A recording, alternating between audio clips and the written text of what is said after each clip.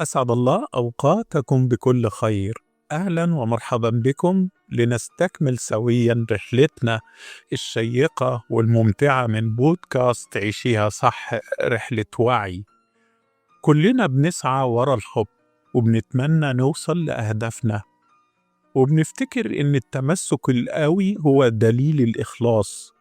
لكن هل سألت نفسك قبل كده، هو أنا متمسكة باللي بحبه ولا أنا محبوسة جواه؟ هل العلاقة دي بتنور حياتي ولا بتبلع روحي يوم ورا يوم؟ النهاردة في الحلقة 23 بنستكمل رحلتنا في كشف الستار عن واحد من أخطر السجون النفسية اللي ممكن نعيش فيها من غير ما نحس: التعلق المرضي بالأهداف والأشخاص. لو حاسة إن سعادتك مرهونة بكلمة من حد، أو إن كرامتك بتهون عليكي بس عشان الشخص يفضل موجود، أو إنك بقيتي بتاخدي قرارات وعكسها في نفس اللحظة، فالحلقة دي اتسجلت مخصوص علشانك. النهاردة مش بس هنشخص الوجع، إحنا هنعرف إزاي نرجع السلطة لقلوبنا من تاني، وإزاي نتحرر من طاقة الشد والجذب اللي تعبت أعصابنا، علشان نعيش الحب والاختيار مش الاحتياج والاضطرار.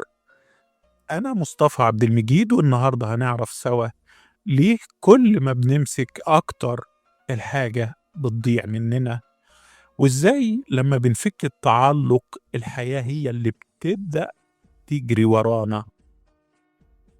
خليكي جاهزة واسمعي بقلبك، ويلا بينا. بنكمل دلوقتي علامات التعلق المرضي اللي بدأناها في الحلقة اللي فاتت. من العلامات دي إنك تلاقي العلاقة بتسوء يوم عن يوم، النهاردة أسوأ من امبارح، وبكرة أسوأ من النهاردة، وبعد بكرة كمان أسوأ من بكرة. اللي بيحصل ده مش صدفة، ده مؤشر واضح إن التعلق جوه قلبك بدأ يتحول لطاقة سلبية. انت مش قادرة تسيبي الموقف على حاله، ولا تسيبي نفسك تهدى، ولا حتى تشوفي الصورة كاملة.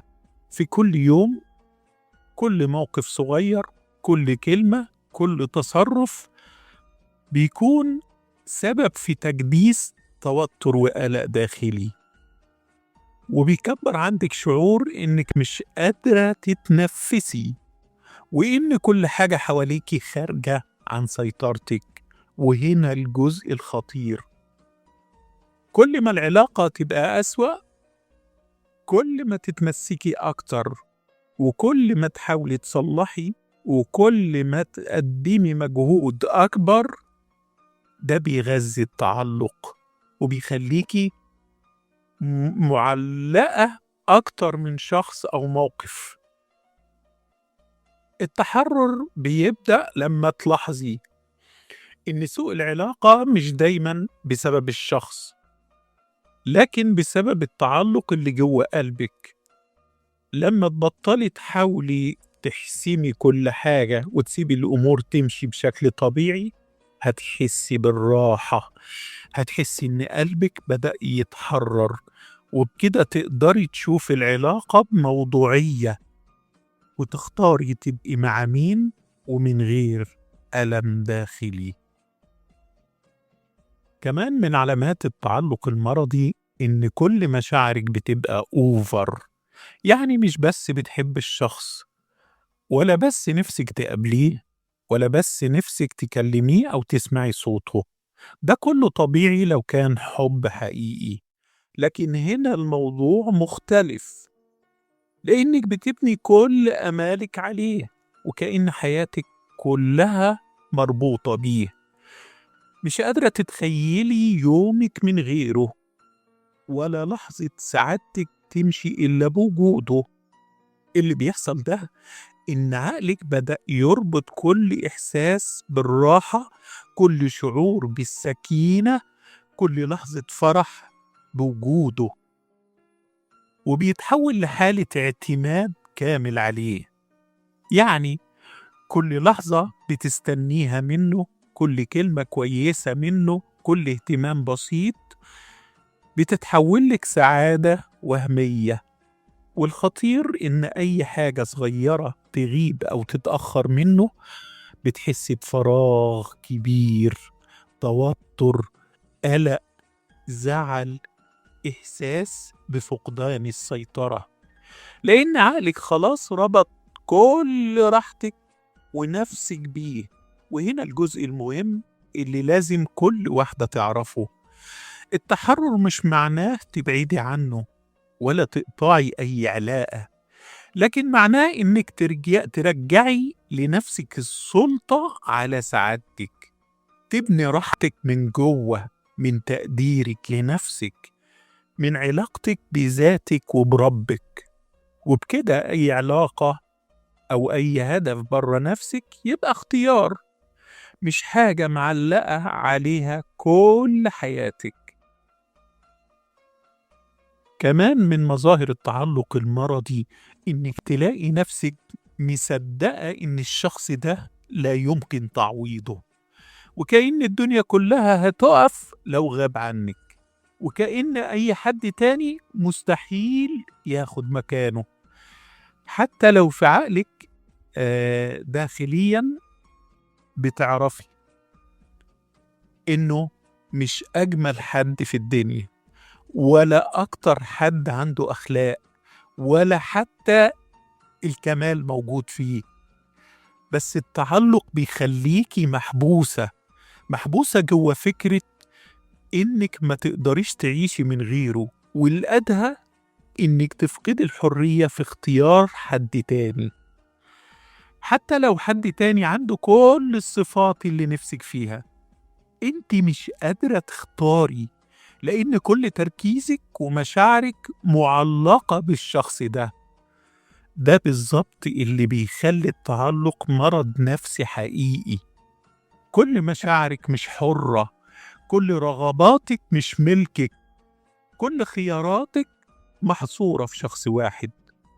وكل ما حاولت تفكري أو تدوري على بديل بتحسي بالذنب، بالضياع، بالخوف، وكأنك بتخلي قلبك يتقسم نصين: جزء مربوط بالشخص ده وجزء صغير لنفسك.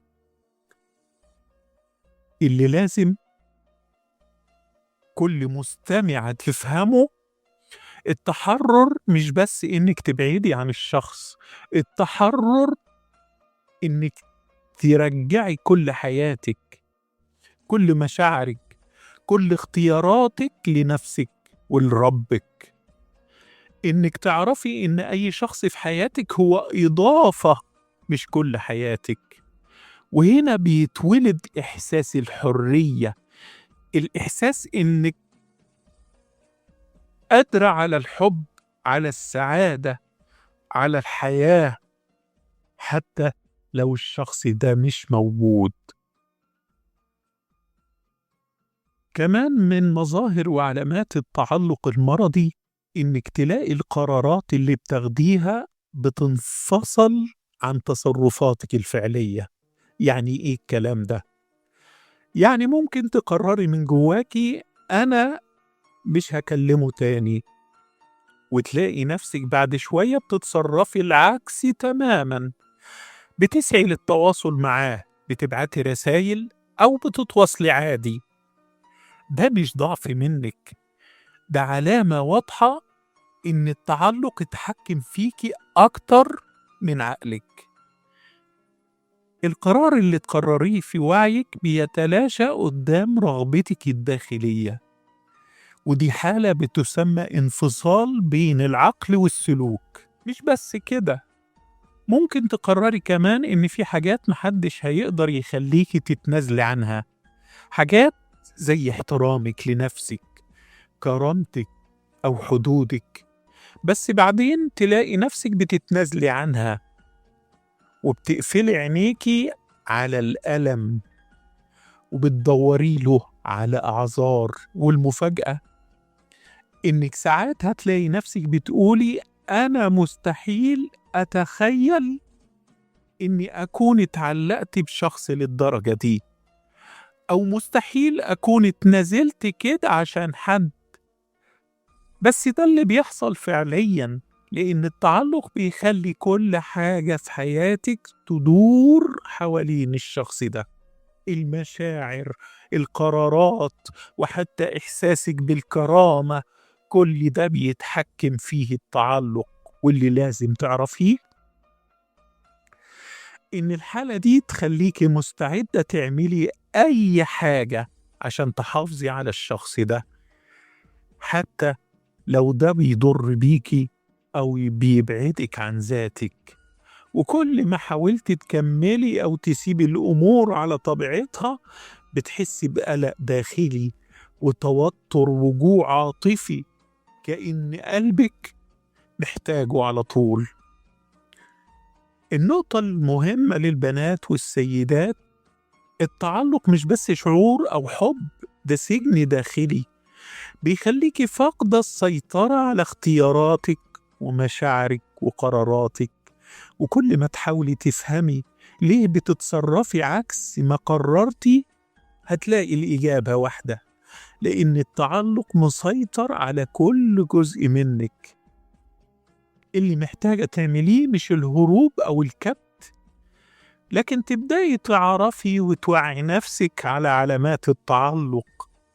تلاحظي تصرفاتك، تسألي نفسك: هل أنا بتصرف كده من اختياري ولا من تعلق داخلي مرضي؟ وهنا بيبدأ التحرر، لما تعرفي الفرق بين الاختيار الواعي والتعلق اللي بيحكم على مشاعرك. لما تفكي التعلق، العقل بيسمح بالراحة، يسمح بالفرح، يسمح بالاستمتاع، وساعتها الهدف يتحرك والشخص يقرب والحياة تمشي. مش لأنك جريتي وراها، لكن لأنك بطلتي تشديها. اسألي نفسك دلوقتي: أنا عايشة ولا واقفة مستنية؟ الإجابة هي مفتاح كل اللي جاي. فك التعلق مش معناه إنك تمشي أو تهربي، ولا معناه إنك تقفلي قلبك. فك التعلق يعني ترجعي لنفسك، يعني تبقي أنت مصدر أمانك وقيمتك. وخديها قاعدة من أخوك ومستشارك: طول ما سعادتك مربوطة بشيء خارجك، هتفضلي خايفة ومضغوطة ومستعدة للانهيار. غذي نفسك داخليا، خليكي انت مصدر راحتك، وسيبي الأمور تمشي بسلاسة ومرونة. وقتها بس هتلاقي الحياة والأشخاص والأهداف هم اللي بيجروا وراكي. خد اللحظة دي واسألي نفسك بصدق: أنا مستمد إحساسي بقيمتي منين؟ من جوايا ولا من حد بره؟ أنا عايشة فعلا ولا مستنية حاجة تحصل علشان أعيش؟ الجواب على السؤال ده هو بداية الحرية، وبداية علاقتك الحقيقية بنفسك، وبداية الحلقة الجاية إن شاء الله. دمتم في أمان الله وحفظه، وغدا كان يوما جميلا. كان معكم مصطفى عبد المجيد، والسلام عليكم ورحمة الله وبركاته.